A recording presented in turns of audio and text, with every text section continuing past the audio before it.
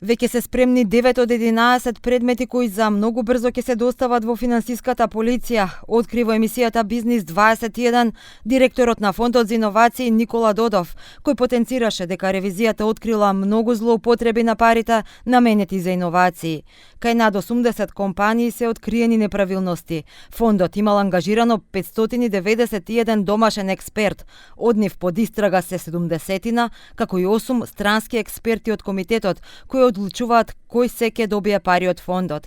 Меѓу нив е и Гунтер Ферлингер, познат во јавноста по барањето санкции од страна на Европската унија за Македонија. Он и некои од други членови од комитетот се исто така се под истрага. Во делот на истрагата и тие се фатени заедно со стручните лица.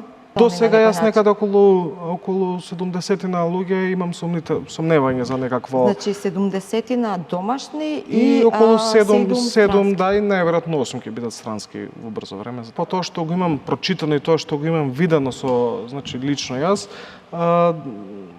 се договарани и преговарани начините кои како да добие, која компанија да добие и што да добие.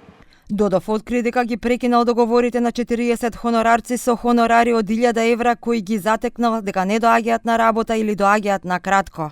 Владата се уште нема одлука дали фондот ќе се укине или ќе се припои кон друга државна институција, но директорот вели: ваков скандалозен фонд, ајде да кажам како до сега, навистина треба да не постои. Фондот вкупно должи околу 15 милиони евра на стартапите до крај на проектите, а за 12 години преку фондот се исплатени 82 милиони евра на приватни компании.